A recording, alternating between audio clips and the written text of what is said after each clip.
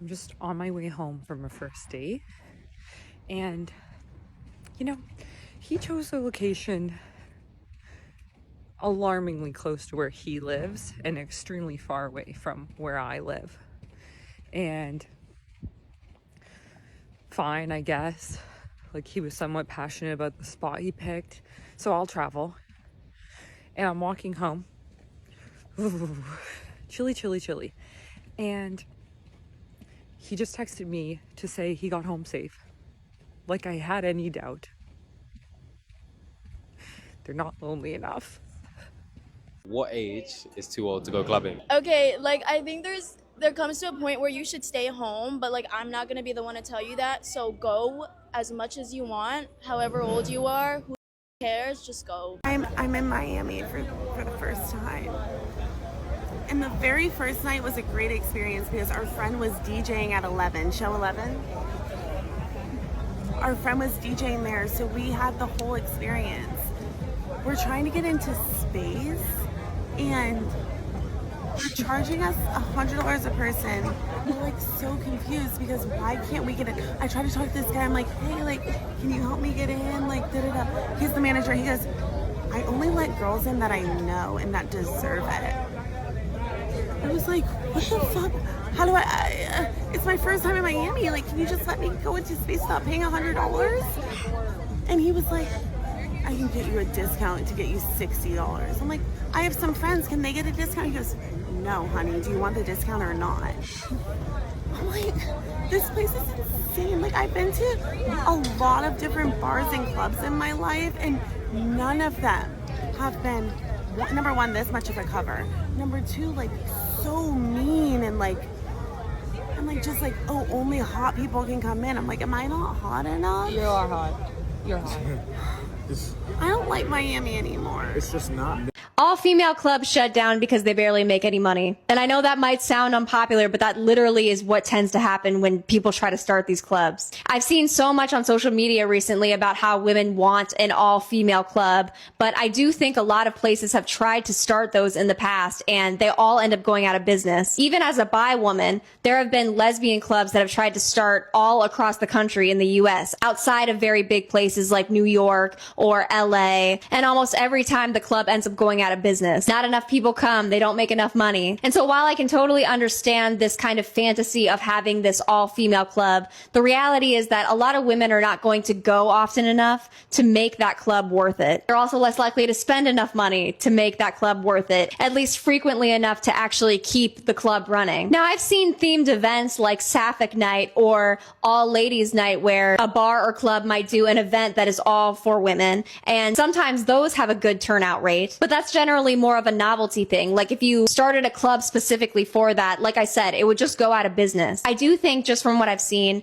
men tend to like the nightlife scene a little bit more. They tend to go more frequently. They tend to drink more. That's another thing. They tend to spend more money drinking. And so they are essentially who fund these clubs. And I'm not trying to say that there's not plenty of other things that women spend money on or would be willing to spend money on, because that's definitely not true. Women will spend money on a ton of other things. I've just personally seen that buying enough drinks at a club to keep the club running and functioning is not something that tends to happen. That's all I had to say. That was just my mini rant on the all-female club scene. It is a nice pipe dream, but I just don't think that the reality actually matches what would happen. Financially, it just doesn't make sense. So let me know what you guys think.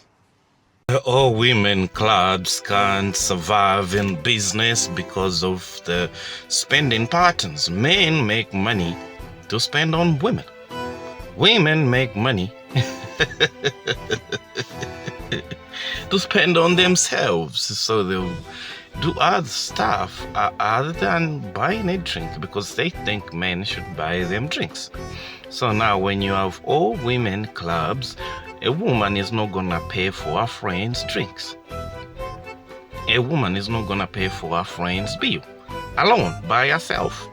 She's not gonna do that. A man will pay drink for fellow guys because they also get the bill most of the time, so he's gonna get the bill.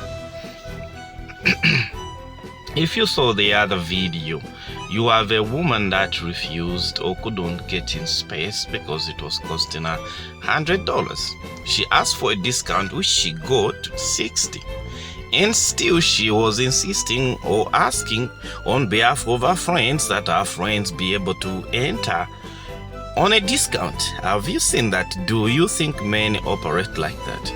The moment they say, entering into space, maybe it's a bunch of guys, it may be 3 guys, and you have some women there, maybe you have 3 women and 3 guys. One guy will actually pay $600 to enter the club by himself. He knows that his friends also are gonna pay for the drinks.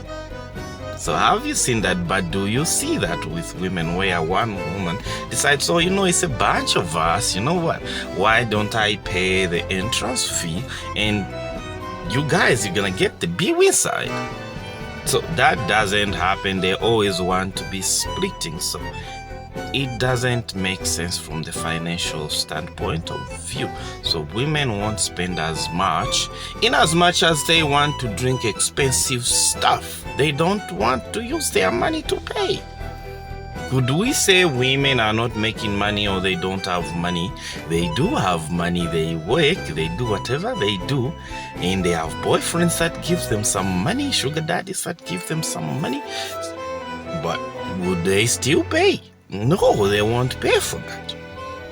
Even the ones that go to Dubai and do all sorts of things to earn some money, even the ones that are on OF. Have you ever seen those women maybe to buy more expensive and they pay it out of their pocket? They don't.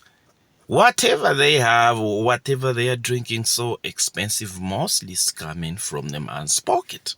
I love to be the one to say it. Club culture dying is a huge reflection on how prominent the DL community actually is. Let's think about this for a second. That video that girl made, the viral video about how club culture is dying because guys want to be the girls now, because men are so concerned being the center of attention. Basically, everything used to be about the woman. And why are men okay with this shift in priority? And why has the priority shifted in general? I think it could be for a couple things. One, I do think some men actually just like to flex on other men, and it's kind of like a big contest. But that also used to include who would have the most women in their section and who would have the most beautiful women. That's not even something a lot of men are even checking for anymore. And it's because they don't like us. They really don't care about the women. They never did. And the fact that a lot of men are not caring about the fact that their sections are just filled with men should be very telling as to how they actually feel. This is a lot of men's dream come true, and that's why it's not fucking changing. I do think there are 2 scenarios. One, the ego trumps your desire for women so much to the point where you're willing to be sharing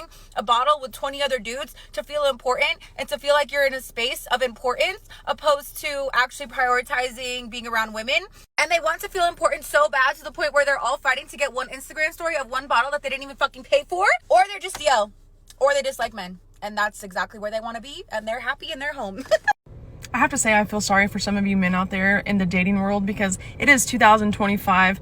I'm a 38-year-old female, and these women out here even confuse me. Some women out here putting Jesus in their bio, but then you go look at their stuff and it's nothing but thirst traps, lustful, seductive content. I mean, the modern day woman calls serving your husband oppression, but yet will have no problem going out and serving a male boss and cry that that's empowerment.